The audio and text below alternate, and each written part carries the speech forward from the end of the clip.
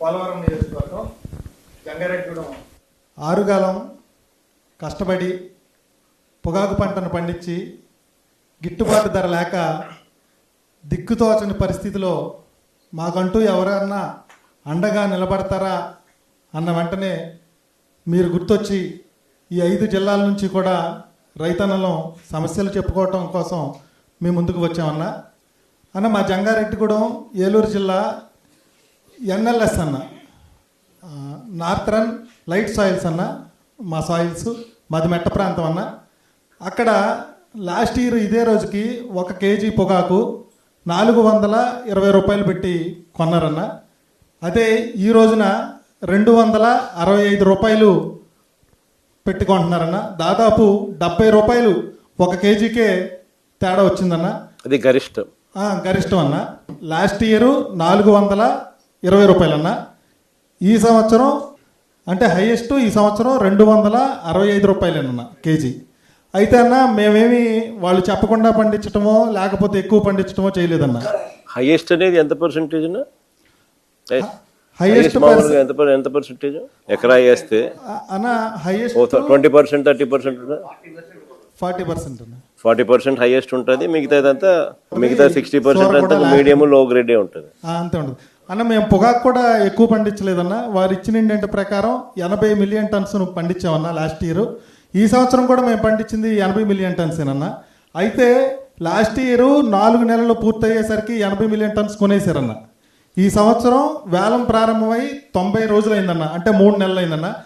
7 million tons మాత్రమే ఈ రోజుకి పొగాకును కొనటం జరిగిందన్న. అంటే అసలు ఇంకా ఎన్ని నెలలు కొనసాగుద్దో కూడా మనం తెలియని పరిస్థితి అన్న. మరి ఇంకొక విషయం అన్న, మొన్న గత 20వ తేదీన 46% రిజెక్టెడ్ బేడ్స్ అన్న. 46%, అంటే 10 బేళ్లు రైతు వేసుకొస్తే 5 బేళ్ళని వెనక్కి పంపించేసిన పరిస్థితి. అంటే ఒక్కొక్క బేడికి 1000 నుంచి 1500 అదలాగా రైతు పెట్టుకోవాలన్న. అది కూడా మాకు గిట్టుబాటు ధర లేక కేజీకి లాస్ట్ ఇయర్ కంటే 80 రూపాయలు నష్టపోయి మళ్ళీ ఇది కూడా అదనపు ఖర్చు అన్న. లాస్ట్ ఇయర్కి ఈ సంవత్సరానికి పెట్టుబడి మాత్రమే 30 రూపాయలు, 1 కేజీకి 30 రూపాయలు పెట్టుబడి పెరిగిందన్న. రేటు మాత్రం 70 రూపాయలు ధర తగ్గిందన్న రైతుకి. మేము పండించే పొగాకుతో ఈ ఐటీసీ వాళ్ళు 1 కేజీ పొగాకుకి 1000 సిగరెట్లు తయారవుతాయి అన్న. 1000 సిగరెట్లు అని అంటే దాదాపు 100 ప్యాకెట్లు అన్న. 100 ప్యాకెట్లు అంటే ప్యాకెట్ 240 కాడికి 24,000 రూపాయలు మా కేజీ పొగాకుతో వాళ్ళు సంపాదిస్తున్నారన్న. అంటే మా క్వింటా పొగాకుతో వాళ్ళు 1 క్వింటా పొగాకు ధర అన్న 24,000 అంటే 1 కేజీ పొగాకుకి వాళ్ళు 24,000 సంపాదించి మాకు 260 రూపాయలు ఇవ్వడం అనేది ఎంతవరకు ధర్మం అన్న? ఈ ప్రభుత్వం, ఈ చంద్రబాబు నాయుడు గారు కార్పొరేట్ వాళ్ళకి అండగా ఉంటారు తప్ప రైతాంగాన్ని మాత్రం పట్టించుకునే పరిస్థితి లేదన్న. మీరు ముఖ్యమంత్రిగా ఉన్నప్పుడు అన్న, ఈరోజు అన్న చెప్పినట్టు యూరియాకి మందు కట్టల దగ్గర, మందుల షాపుల దగ్గర బార్లు తీరుంటున్నారు, కానీ మద్యం షాపుల దగ్గర మాత్రం ఎక్కడ మనుషులు కనపడవట్లేదన్న. ఎందుకంటే సందుకి షాపులు పెట్టి వాళ్ళకి మద్యం నిలబడకూడదని చెప్పి మద్యం ఇస్తున్నారు.